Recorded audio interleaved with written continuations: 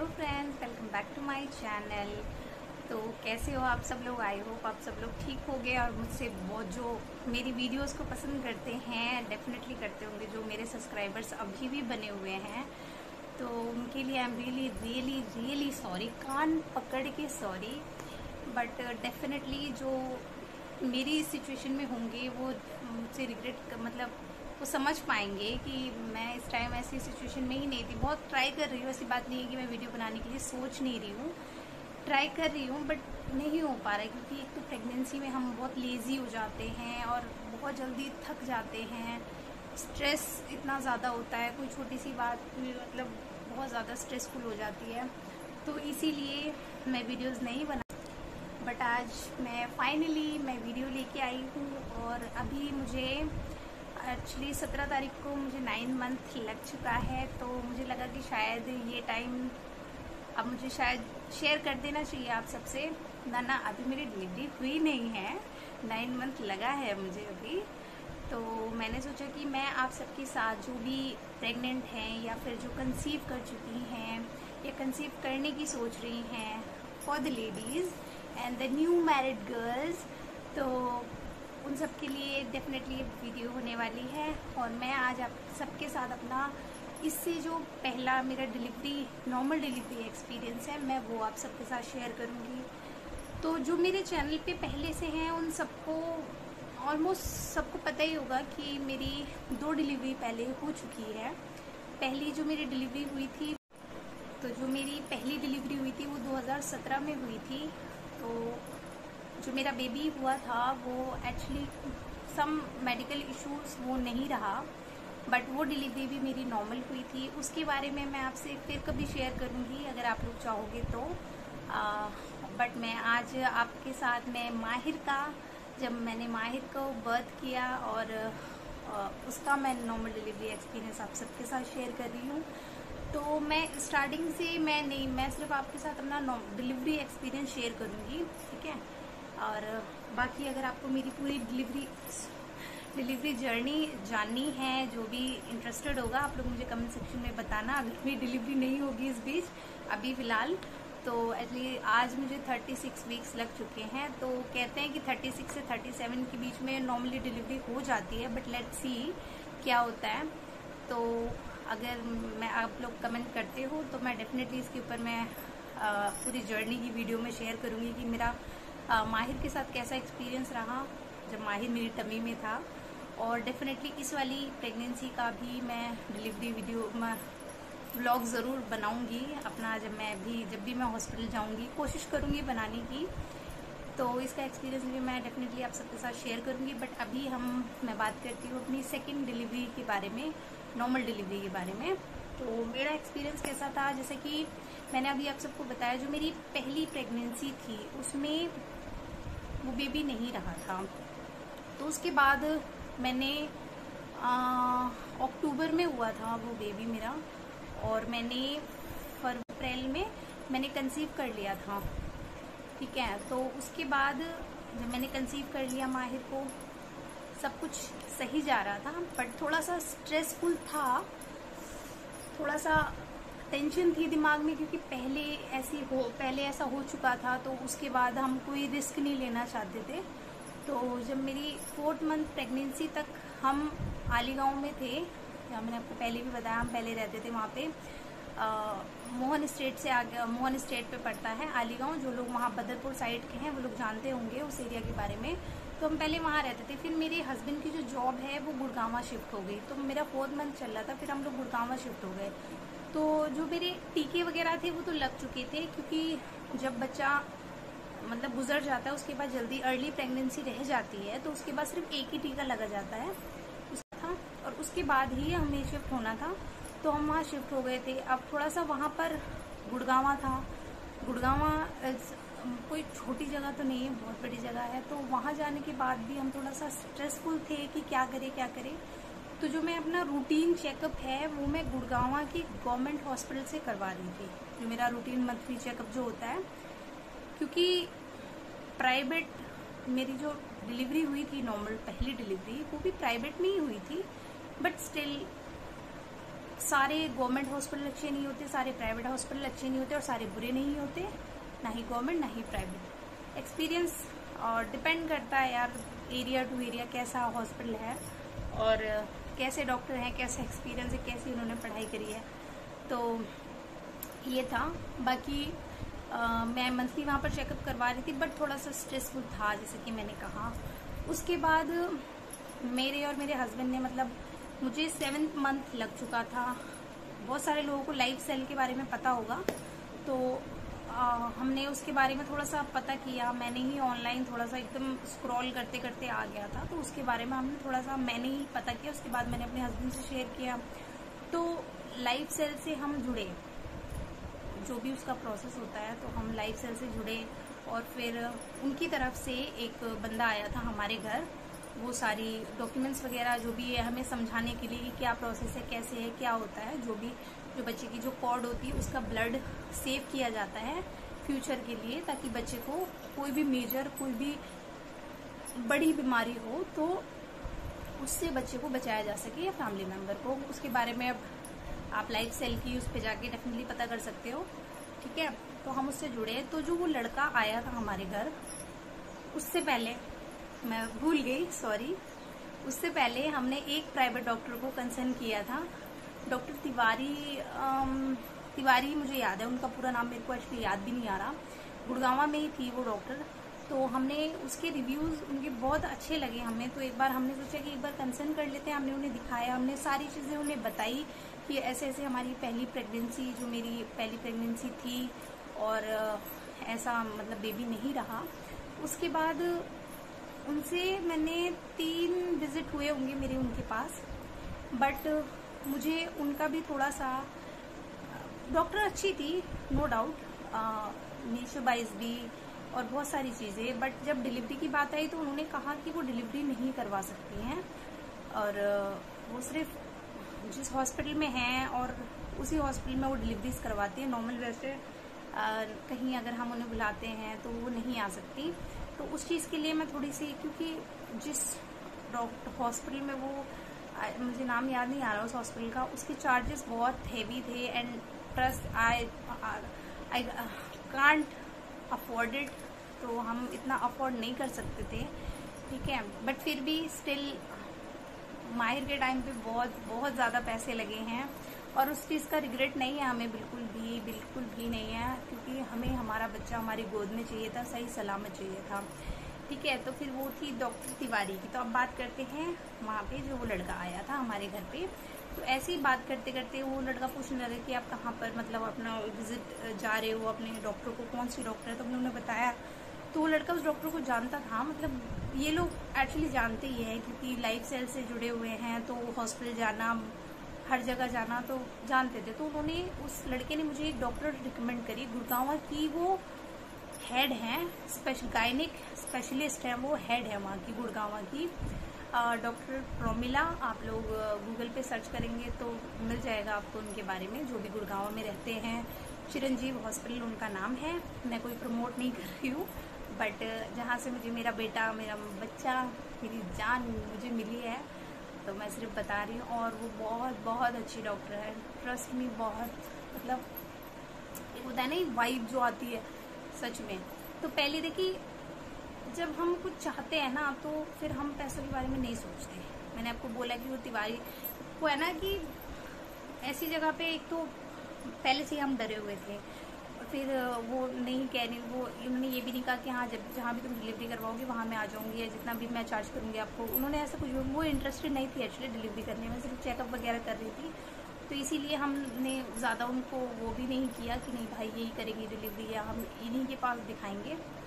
तो फिर हम उन डॉक्टर के पास गए, हमने उनका अपॉइंटमेंट लिया, फिर हम उनसे मिले, और पहली विजिट में मुझे बहुत डांट पड़ी, बहुत ज़्यादा डांट पड़ी, और पढ़नी भी चाहिए थी उनसे, क्योंकि मुझे 7 मंथ मेरा ऑलमोस्ट ख़त्म होने ही वाला था जिस टाइम हम गए। तो उन्होंने बोला कि एक तो तुम इतना लेट आए हो, बट वो भी कोई इशू नहीं है, जो तुम्हारा पहले बेबी नहीं रहा उसके बारे में तुम ज़्यादा कुछ जानते ही नहीं हो, कि उसका वेट कितना था, लास्ट टाइम पे अल्ट्रासाउंड डॉक्टर ने क्यों नहीं किया, उसके गले में फंदे थे, इतना मुझे पता था। बट मेरी डिलीवरी यहाँ हुई थी मेरे ससुराल में। यहाँ पर एक प्राइवेट डॉक्टर था, तो मैंने बोला ना उसके बारे में आपको मतलब डिटेल में बताऊंगी, ताकि आप लोग भी सतर्क रहो ऐसे घटिया डॉक्टर्स से जो सिर्फ पैसा बनाने के लिए हॉस्पिटल खोल के बैठे रहते हैं। नफरत है मुझे उस डॉक्टर से। कहीं वो मुझे दिख गई ना, जस्ट मैं शायद ही अपने आप को कंट्रोल कर पाऊंगी, बट मैं कभी उसके हॉस्पिटल के आसपास से भी नहीं निकलना की कुछ चाहती भी नहीं, उसकी शक्ल भी नहीं देखना चाहती। ठीक है, तो उन्होंने मुझे बहुत डांटा है ना, ये अग्नि।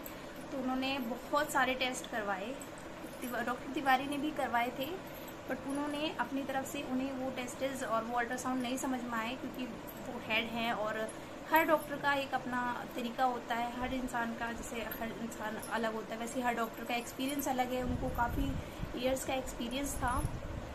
ठीक है, तो उन्होंने बहुत सारे टेस्टेज लिखे, वो सारे टेस्ट मैंने करवाए, अल्ट्रासाउंड करवाया।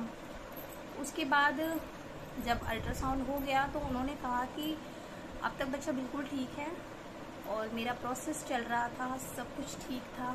ब्लड की मेरे अंदर थोड़ी सी कमी आई थी, तो उसके लिए उन्होंने मुझे ड्रिप लगाई, कुछ मतलब मेडिसिन वगैरह उसके थ्रू मुझे मेरी बॉडी में इंजेक्ट किया, क्योंकि ब्लड काफ़ी ज़्यादा कम था और नहीं चाहते थे कि इस बार प्रेगनेंसी में ऐसा कुछ भी इशू हो। ठीक है, तो फिर इनके पास ही रेगुलर मैंने मतलब कंटिन्यू करा है इनके पास ही। एवरी वीक मुझे जाना पड़ रहा था, but every week sometime 2 weeks में, तो ऐसे करते करते करते सब कुछ ठीक रहा। मुझे 9 मंथ भी लग चुका था। 9 मंथ में लास्ट जो अल्ट्रासाउंड होता है, अब मैं करवा के आ चुकी हूँ वो अल्ट्रासाउंड कुछ टाइम पहले ही, 3 दिन हो चुके हैं, तो मैं वो अल्ट्रासाउंड करवा चुकी हूँ। तो उन्होंने भी वो अल्ट्रासाउंड मुझे बोला था, मैं और मेरे हस्बैंड गए थे करवाने के लिए। जो वो जगह थी जहाँ अल्ट्रासाउंड हुआ था, ओह माय गॉड 3,000 का 3,500 का एक अल्ट्रासाउंड हुआ था मेरा। ठीक है, और शायद उससे भी ज़्यादा भी हुआ था। एक्चुअली एक बारी में मतलब 2 बार, हाँ 2 बार हुआ था। एक बार 3,500 का हुआ था अल्ट्रासाउंड, उसके बाद फिर 4,000 का अल्ट्रासाउंड हुआ मेरा। तो पहले जो अल्ट्रासाउंड हुआ उसमें बच्चे मतलब माहिर का सब कुछ दिखाया। एक्चुअली वो 3D भी था मेरे ख्याल से, 3D भी, हाँ 3D था, काफ़ी अच्छी जगह भी थी, और फिर मतलब काफ़ी बड़ा अल्ट्रासाउंड सेंटर था वो, और प्राइवेट ही था, काफ़ी बड़ा था। और मतलब जब हम वहाँ गए तो उन्होंने दिखाया, तो हमें ये भी दिखाया कि माहिर ने अपना मतलब अपना जो हाथ है वो अपने फेस पे इस तरह रख रखा था। तो हम बहुत खुश हुए। मेरे हस्बैंड भी वहीं बैठे हुए थे। नॉर्मली जाने नहीं देते हैं ऐसे हस्बैंड को, बट वहाँ पर जाने दिया उन्हें अंदर। वो मेरे साथ ही बैठे हुए थे जब अल्ट्रासाउंड हो रहा था। उसके बाद जब अल्ट्रासाउंड हम लोग करवा के दोबारा से डॉक्टर के पास गए, तो डॉक्टर ने अल्ट्रासाउंड चेक किया। उन्होंने थोड़ा सा वो कंफ्यूज थी कि मतलब चुप हो गई थी वो, तो मैं फिर से डर गई कि मतलब क्या हो गया, सब ठीक ठाक है। तो मैम ने दोबारा से अल्ट्रासाउंड जो वाले डॉक्टर है उन्हें फ़ोन किया, और उन्होंने कहा कि मैं दोबारा ही नहीं भेज रही हूँ, एक बार और अल्ट्रासाउंड करो। उन्होंने कुछ अब जो चीज़ें, अब डॉक्टर है अपनी लैंग्वेज, उन्होंने जो चीज़ें उन्हें बताई कि थोड़ा सा ये मुझे डाउट लग रहा है, एक बार आप लोग इनका फिर से अल्ट्रासाउंड कीजिए जो जो मैं बता रही हूँ। तो फिर उन्होंने फिर से अल्ट्रासाउंड मेरा, हम लोग दोबारा गए फिर वहाँ पर, और ये जो अल्ट्रासाउंड था ये 4,000 का हुआ था। And too expensive for us, definitely expensive था हमारे लिए। ठीक है, फिर हमने वहाँ पर अल्ट्रासाउंड दोबारा करवाया। फिर हम जब आए तो डॉक्टर ने हमें बताया कि बच्चे तक ब्लड सप्लाई अच्छे से नहीं पहुँच रहा है, माहिर तक जो ब्लड सप्लाई है वो अच्छे से नहीं जा रहा था। रीज़न उन्होंने ये बताया कि या तो जो नाल होती है या तो फिर वो इस तरह मुड़ी हुई है, या फिर उसमें कोई गांठ आ गई, क्योंकि वो छोटी तो नहीं होती ना, काफ़ी लंबी होती है। बच्चा उनसे खेलता भी है, पकड़ता भी है, खींचता भी है, लपेट भी लेता है, इसी तरह बच्चा गले में लपेट लेता है। तो डॉक्टर ने कहा कि अल्ट्रासाउंड में पूरा नहीं आ पा रहा है, कि या तो नीचे दबी हुई है बच्चे के थ्रू, या फिर वो इस तरीके से है, तो बच्चे तक ब्लड फ्लो अच्छे से नहीं पहुंच रहा। और तब तक मेरा जो मतलब डिलीवरी डेट है वो उन्होंने मतलब बोल दिया था, जब ये हम लोग विजिट के लिए गए थे तब तक मेरा डिलीवरी डेट पास ही था, 1-2 दिन ही रह रहे थे। तो उन्होंने कहा था कि आप लोग डिस्कस कर लो कि क्या करना है, कि क्योंकि डिलीवरी टाइम पास आ चुका है, पूरा टाइम भी हो चुका है, और अभी तक ऐसा कुछ पेन भी नहीं आया है, तो हम लोग पेन बढ़ा कर लगा के खुद से पेन मतलब आर्टिफिशियल जो पेन्स होते हैं उन्हें करके उसके बाद डिलीवरी करवाएंगे। तो पहला हमारी टेंशन ये थी कि चार्जेस क्या होंगे डिलीवरी के। तो she is very very kind, trust me यार, हर इंसान ऐसा नहीं होता। तो हमने उन्हें सारी चीज़ें बताई कि मैम अभी सिचुएशन हमारी ठीक नहीं थी, बट डेफिनेटली यार वो भी उनका हॉस्पिटल है, कितना कर सकते। तो उन्होंने, मेरे हस्बैंड ने सिर्फ इतना कहा कि जितना मतलब उन्होंने कम किया, और इतना कम वो किसी के लिए नहीं करती, मतलब किया होगा, बट हमें तो यही लग रहा था ना कि ठीक है। तो उन्होंने हमारे लिए काफ़ी एडजस्ट किया, पैसे बहुत कम किए उन्होंने। बट मेरे हस्बैंड ने कहा कि मैम आधे मैं अभी दूंगा और आधे मैं कुछ टाइम बाद मेरी सैलरी आ जाएगी, मैं दे दूंगा। तो डॉक्टर ने कहा कि देखो मुझे इस चीज़ से कोई प्रॉब्लम नहीं है, बट क्या है कि पहले हमारे साथ ऐसा हो चुका है और भरोसा जो है वो लोग तोड़ के जा चुके हैं, पैसे नहीं देते। इतनी बड़ी सीनियर डॉक्टर है, उन्होंने खुद हमसे बहुत अच्छे से बात करी। तो मेरे हस्बैंड ने सिर्फ इतना कहा कि मैम देखिए भरोसा बहुत बड़ी चीज़ है, अगर आप करेंगी तो मैं आपका भरोसा बिल्कुल नहीं तोड़ूंगा, और मैं यही हूँ, मैं डेफिनेटली टच में रहूँगा। तो फिर उन्होंने अग्री किया और उन्होंने फिर 2 दिन बाद की हमें डेट दी आने के लिए कि आप लोग आना, ठीक है। 30 नवंबर को माहिर जिस दिन आया था, एक्चुअली माहिर 30 नवंबर को हुआ था, लेकिन हम लोग 29 नवंबर को हम लोग हॉस्पिटल गए थे सुबह। फिर हम निकले, 2 दिन बाद हम लोग गए।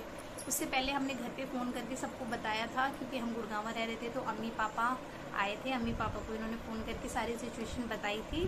तो फिर अम्मी पापा आए थे, क्योंकि मैं वहाँ नहीं जा सकती थी, क्योंकि पहली मेरी प्रेगनेंसी डिलीवरी ऐसे हुई थी। तो मैं यहाँ पर रिस्क लेना ही नहीं चाहती, मैं आना ही नहीं चाहती थी, सच बता रही हूँ। मैं इस बार भी मैं बहुत डरी हुई हूँ, बट हाँ इस बार भी मुझे बहुत अच्छी डॉक्टर मिली है।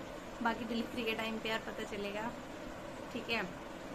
तो फिर हम सुबह 8 बजे निकले हॉस्पिटल के लिए और हम आ गए। फिर उन्होंने हमारा रूम हमें दिया, फिर अच्छा रूम था, ठीक है।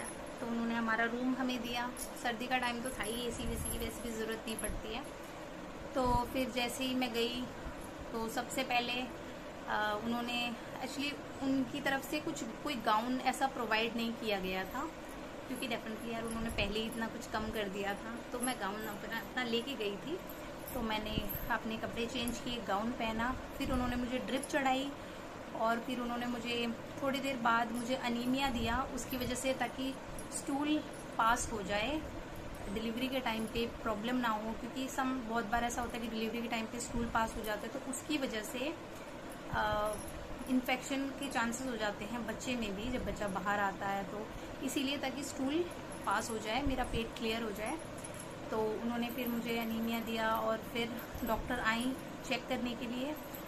तो उन्होंने फिंगर के थ्रू उन्होंने मेरा एग्ज़ामिन किया, और वो इतना ज़्यादा पेनफुल होता है ना, आई कांट। मैं अभी भी मतलब उस चीज़ से डर रही हूँ। आप लोग समझ सकते हैं, मेरी 2 डिलीवरी पहले हो चुकी है, उसके बाद भी मैं अभी तीसरी डिलीवरी हो रही है, मैं इसमें मुझे बहुत डर लग रहा है, ठीक है। क्योंकि हर डिलीवरी एक्सपीरियंस अलग होता है यार, मेरा पहला अलग था, माहिर के साथ अलग था, और इस बार का भी अलग ही होगा डेफिनेटली। देखते हैं क्या होता है। अब तक तो मैं बिल्कुल ठीक ठाक हूँ, मुझे नवा लग चुका है, नवे के कई दिन जा चुके हैं। आज 17 को मुझे नवा लगा था और आज हो रही कितनी तारीख हो गई, आज 26 तारीख हो गई है। तो डेफिनेटली देखते हैं क्या होता है इस बार। तो फिर उन्होंने मुझे एग्ज़ामिन किया, उन्होंने चेक किया, फिर इंजेक्शन वगैरह जो उन्होंने इंजेक्शन पेन के लिए मुझे इंजेक्शन्स वगैरह लगाए, उन्होंने ड्रिप वगैरह चढ़ाई जो मैंने बताया आपको। तो धीरे धीरे हम लोग वहाँ पहुँचे तो मुझे 10 बजे से पेन धीरे धीरे आना स्टार्ट हो गए थे। बहुत ही लाइट माइल्ड पेन जो थे वो स्टार्ट हो चुके थे।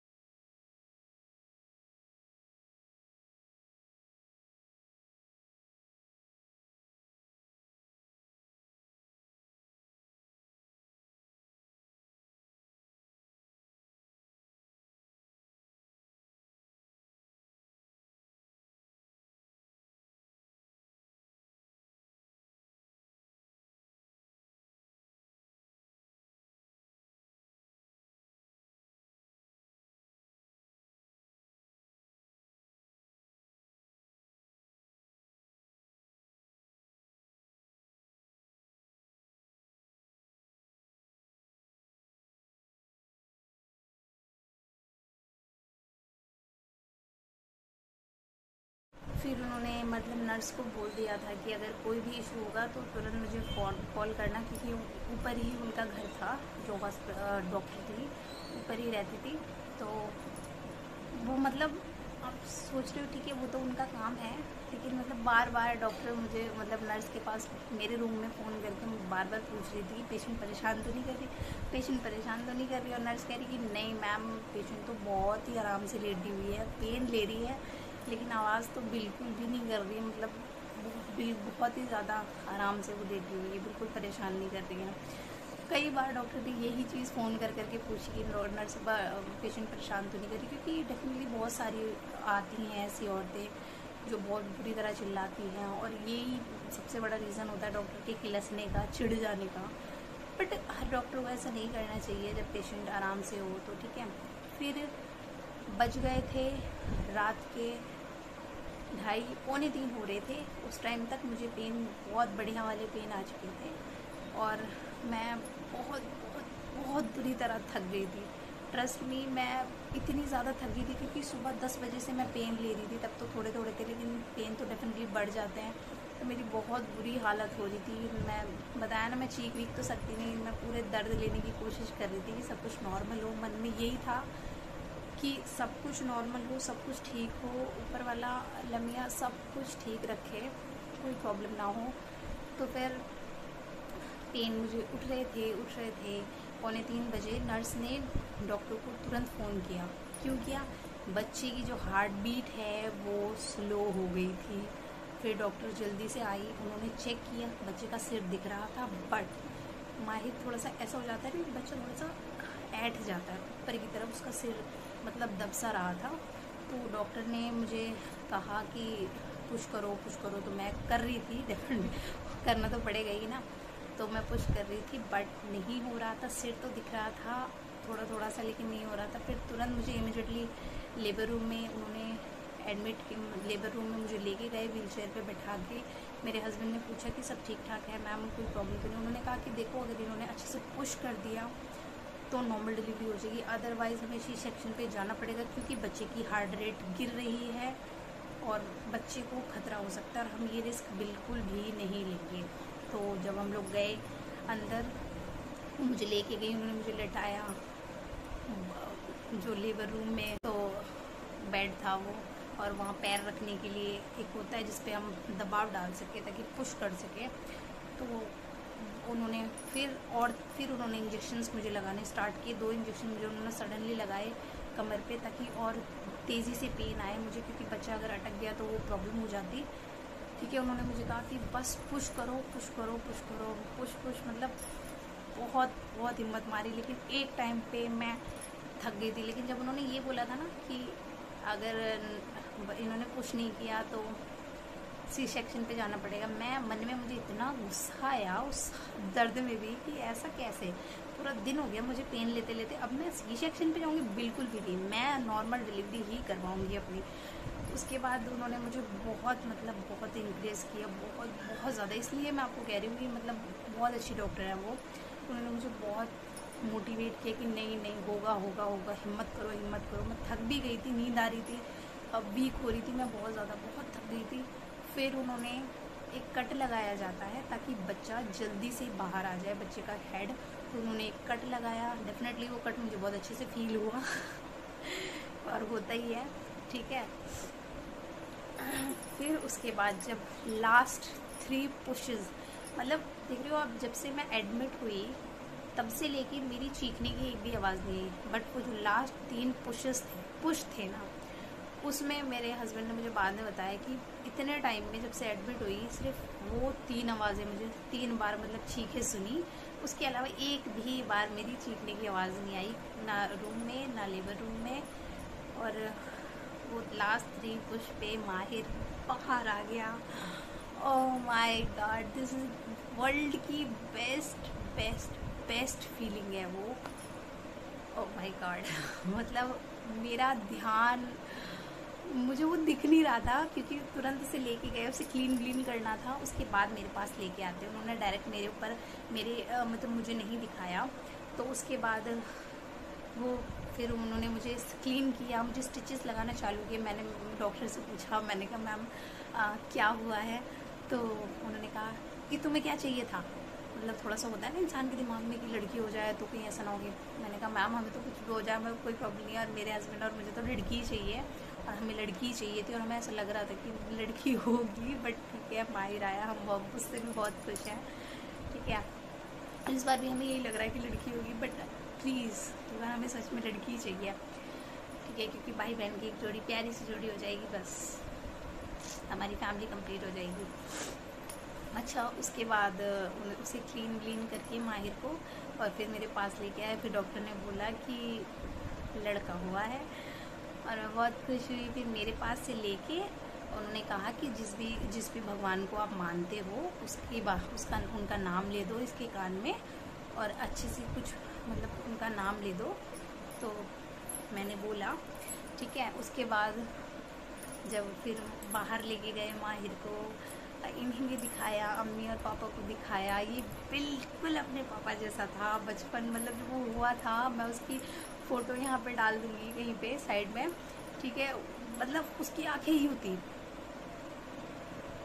वो बस 1-2 बार रोया और उसके बाद वो बिल्कुल चुप, चारों तरफ वो यूँ देख रहा था। मतलब मैं इतनी खुश हो रही थी, मेरे हस्बैंड भी इतने खुश हो रहे थे, और अम्मी पापा मतलब इतने ज़्यादा खुश थे उसको देख के। मतलब सबसे बहुत ही प्यारी फीलिंग होती है ये, और दादा दादी के लिए तो डेफिनेटली यार बहुत प्यारी फीलिंग होती है। तो उसके बाद हमें फिर डिलीवरी हो गई, सब कुछ ठीक था। उसे क्लीन करके थोड़ा सा उसमें रखते हैं ना, शायद लाइट में रखते हैं ताकि थोड़ी सी उसे हीट मिले। फिर डॉक्टर ने मुझे स्टिचेस लगाए, मुझे हल्का सा पेन हो रहा था। वैसे तो उन्होंने मुझे एनेस्थीसिया दिया था, ताकि उसमें इंजेक्शन लगाया था ताकि मुझे पेन ना हो ज़्यादा, बट हल्का हल्का सा फील हो रहा था मुझे पेन, बट ज़्यादा पेन मुझे फील नहीं हुआ। और मेरा ध्यान वहाँ से भटक जाए इसीलिए डॉक्टर मुझसे बातें कर रही थी कि तुम्हारी शादी कैसे हुई। मतलब मैंने उन्हें बताया कि मेरी लव मैरिज हुई, ऐसे वैसे। उन्होंने कहा कि तुम्हारी मम्मी क्यों नहीं आई, तो मैंने बताया, सारी चीज़ें उन्हें बताई। मतलब उनसे सारी चीज़ें पूछ रही थी ताकि मेरा ध्यान वहाँ से हट जाए पेन से और मैं थोड़ा सा रिलैक्स हो जाऊँ। फिर उसके बाद उन्होंने मुझे क्लीन वगैरह किया, मुझे मेरी दूसरा सूट मुझे पहनाया, जो मेरे दूसरा जो गाउन था वो मुझे उन्होंने पहनाया। फिर मुझे व्हील चेयर पर बैठा के मुझे रूम में ले गया, और रूम में ले जाते ही मैं सो गई। मुझे कुछ भी होश नहीं था कि क्या हो रहा है क्या नहीं हो रहा, मैं बिल्कुल बेहोश। और मेरे हस्बैंड आए, वो थोड़ा सा वरिड हो गए थे कि एकदम से ऐसे। तो डॉक्टर ने कहा कि डॉक्टर से पूछा कि क्या हुआ मैम, ये ऐसे एकदम। तो डॉक्टर ने कहा कि आपको क्या लगता है कि नहीं। तो मतलब पूरा दिन ये पेन में थी, पूरी रात हो गई इन्हें पेन में, तो थक तो गई होंगी ना, तो बस उसी वही थकावट है और कुछ नहीं, ये ठीक हो जाएंगी थोड़ी देर में। तो बस थोड़ी देर में फिर माहिर को रूम में लेके आए, और फिर माहिर को पालने में झुलाया, मतलब उन्हें पालने में रखा माहिर को। तो मोरल ऑफ द स्टोरी ये थी मेरी नॉर्मल डिलीवरी एक्सपीरियंस। ठीक है, स्टार्टिंग में बहुत कुछ गलत हुआ, पहली प्रेगनेंसी में वो बच्चा नहीं है मेरे पास, उसका दुख है बहुत ज़्यादा है। ठीक है, बट वो जहाँ भी है यहाँ से बेहतर जगह पर है। ठीक है, मैं बहुत खुश, तो ये तो नहीं कहूँगी मैं बहुत खुश हूँ, वो यहाँ से बेहतर जगह पर है, इस चीज़ के लिए खुश हूँ, बट वो मेरे पास नहीं है। डेफिनेटली हम उसे याद करते हैं, कई बार हम बात करते हैं प्रेगनेंसी से रिलेटेड, तो उसकी बात निकल आती है, और कहीं ना कहीं फिर वो टच ही हो जाता है वो मोमेंट बहुत ज़्यादा, क्योंकि हमारा पहला बेबी था घर का। वैसे तो माहिर भी घर में फैमिली में सबसे बड़ा है, पापा जी सबसे बड़े हैं, फिर ये मेरे हस्बैंड सबसे बड़े हैं, उसके बाद माहिर सबसे बड़ा है। तो पूरे खानदान में ये सबसे बड़ा, कुनबे में जिसे कहते हैं ना, सबसे बड़ा है। तो प्रथा निभाता चला जा रहा है। उसके बाद तो मैं सिर्फ आपसे इतना ही कहूँगी कि नॉर्मल डिलीवरी कोई बहुत बड़ा साइंस नहीं है, सिर्फ इतनी सी चीज़ है कि आपको हिम्मत रखनी होगी, बहुत ज़्यादा हिम्मत। अगर हिम्मत रखोगे तो नॉर्मल डिलीवरी होने से देखो कोई नहीं रोक सकता। अगर कोई कॉम्प्लिकेशंस हैं प्रेगनेंसी में तो यार उसमें तो देखो हम रिस्क नहीं ले सकते, क्योंकि कोई नहीं चाहता अपने बच्चे को खोना। तो डॉक्टर भी जो अच्छे डॉक्टर होते हैं वो यही कोशिश करते हैं कि अगर कोई इशू है